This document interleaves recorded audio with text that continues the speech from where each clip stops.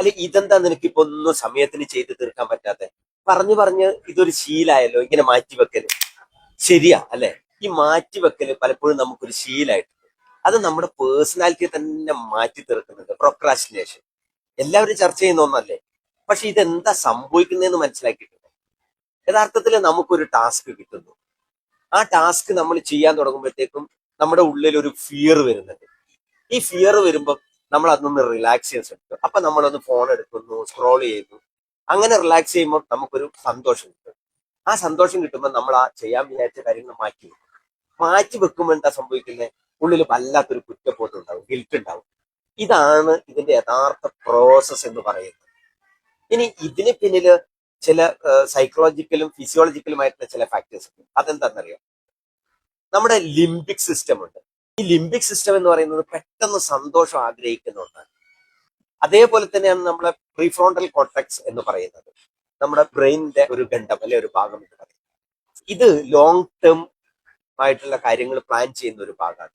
അപ്പൊ ഇവിടെ ഈ ലിംബിക് സിസ്റ്റം ഈ പ്രീഫ്രോണ്ടൽ കോർട്ടെക്സിനെ ഓവർടേക്ക് ചെയ്യും ചിലപ്പോൾ. അപ്പോഴാണ് നമുക്ക് മാറ്റി വെക്കാത്തത്. ഇത് യഥാർത്ഥത്തിൽ ഇങ്ങനെ ചെയ്യുന്നവരിൽ 4 തരം ആൾക്കാരെ കാണാം. ഒന്ന് പെർഫെക്ഷനിസ്റ്റ് ആണ്. അതായത് ചെയ്യുന്ന കാര്യങ്ങൾ ഏറ്റവും പെർഫെക്റ്റ് ആണെന്ന് ആഗ്രഹിക്കുക. അപ്പൊ അങ്ങനെ ആഗ്രഹിക്കുന്നതുകൊണ്ട് അവരെന്താ ചെയ്യാന്നറിയോ? അത് പെർഫെക്റ്റ് ആകാൻ വേണ്ടിയിട്ട് പിന്നൊരു അവസരത്തേക്ക് മാറ്റി വെക്കും. രണ്ടാമത്തെ ആള് ഡ്രീമർ എന്ന് പറയുന്ന വിഭാഗക്കാരാണ്. അവർക്ക് ഇത് എപ്പോഴും ഇങ്ങനെ സ്വപ്നം കണ്ടുകൊണ്ടേയിരിക്കും. കാരണം നന്നായിട്ട് ചെയ്യണം എന്ന് വിചാരിക്കും, പക്ഷെ ഒരിക്കലും ആക്ഷനിലേക്ക് വരില്ല. മൂന്നാമത്തെ കൂട്ടരുണ്ട്, ഡിഫയർ ആണ്. അവരുടെ ഒരു പ്രത്യേകം എന്താ അറിയോ? ആരെങ്കിലും ഒന്ന് പുഷ് ചെയ്യണം, ഒന്ന് നിർബന്ധിക്കണം, എന്നാലേ അവർ ചെയ്യുള്ളൂ. എടാ ഒന്ന് പോയി ചെയ്യ് എന്ന് പറഞ്ഞു കഴിഞ്ഞാൽ നിനക്കത് പറ്റും എന്ന് പറഞ്ഞാൽ അവർ ഉറപ്പായിട്ട് അത് ചെയ്യും.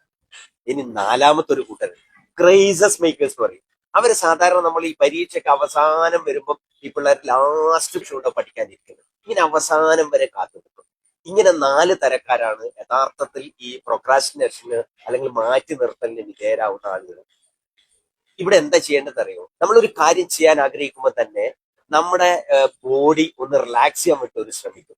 ഇവിടെ റിലാക്സ് ചെയ്യാൻ സമ്മതിക്കരുത്. ആ റിലാക്സ് ചെയ്യണം തോന്നുന്ന സമയത്ത് തന്നെ ഒറ്റൊരു സംഗതി പറയാം, 5 4 3 2 1 എന്നുണ്ട്, എന്നിട്ട് ചെയ്യാം. ഇപ്പൊ വർക്ക് ചെയ്യാൻ തുടങ്ങിയ നമ്മൾ ആ വർക്കിലേക്ക് പോകും. മറ്റൊന്ന് ഒരു ടെമ്പററി ജേണൽ, അതായത് രാവിലെ എഴുന്നേറ്റിട്ട് അന്ന് ചെയ്യേണ്ട കാര്യങ്ങൾ ഒന്ന് ലിസ്റ്റ് ഔട്ട് ചെയ്ത് നോക്കുക. എന്നിട്ട് വൈകുന്നേരം ആകുമ്പോൾ അതെല്ലാം ടിക്ക് ചെയ്യുക, ഏതൊക്കെ ചെയ്തിട്ടുണ്ട്.